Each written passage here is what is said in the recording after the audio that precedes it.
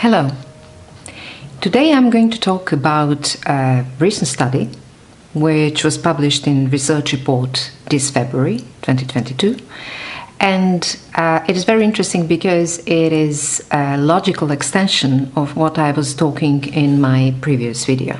The point is that the team of famous Ioannidis, who is one of the favorite people who are busting the myths in statistics and science. I just want to extract some small pieces of the text which are very important because the authors were brilliant in how they describe their results. For example, in bipolar disorder, for psychotherapy of bipolar disorder, the largest meta-analysis reported a small effect size in comparison to treatment as usual, with the small effect sizes for both depression and mania symptoms, and for relapse prevention post-therapy.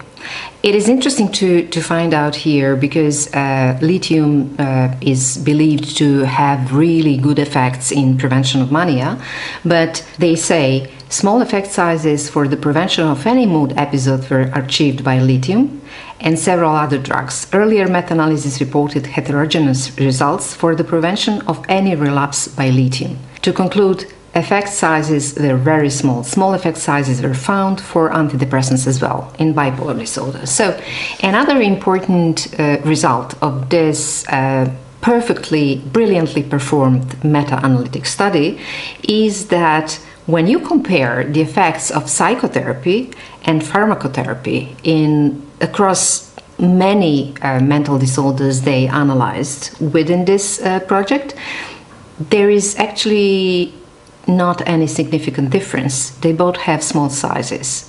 For example, they say that head-to-head comparison of psychotherapies versus pharmacotherapies yielded small effect sizes for all disorders examined. It has depressive disorders, anxiety disorders, PTSD, and OCD.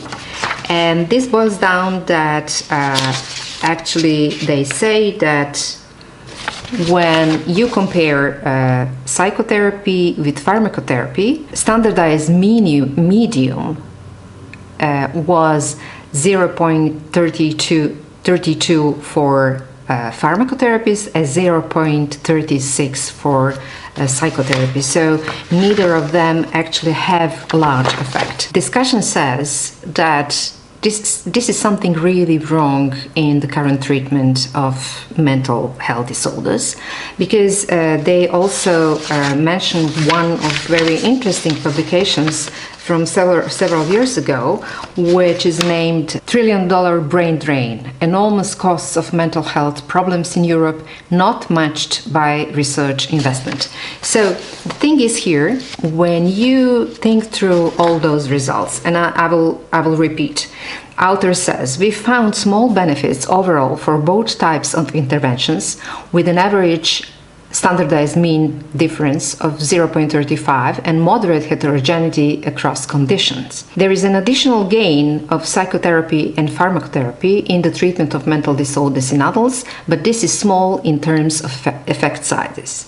Conditions for which very extensive evidence was available almost always had such modest effect sizes when only studies with low risk of bias were considered or efforts were made to correct for bias.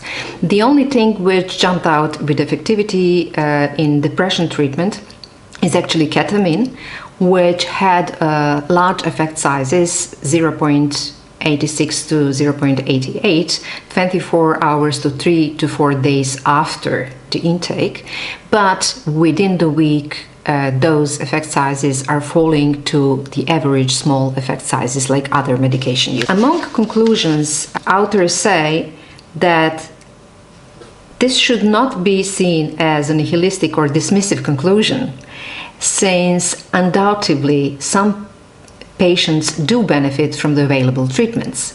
However, realistically facing the situation is a prerequisite for improvement.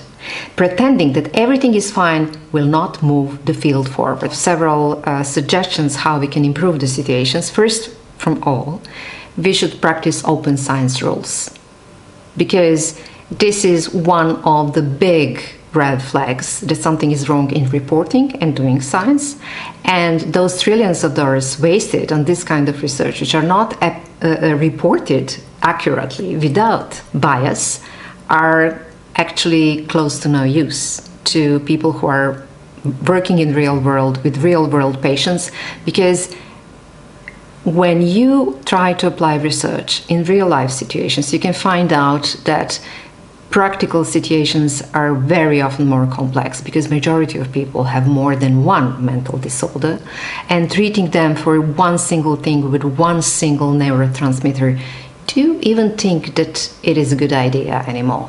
After 50 years of research and throwing so much money on justifying the current practice in psychiatry, the authors concluded a paradigm shift in research seems to be required to achieve further progress. Indeed, I'm very excited about this publication and the previous one about biased publishing about the effectivity of antidepressants, and I really hope that it will switch tide to the open-minded approaching of the problems that we have and letting innovations in psychiatry.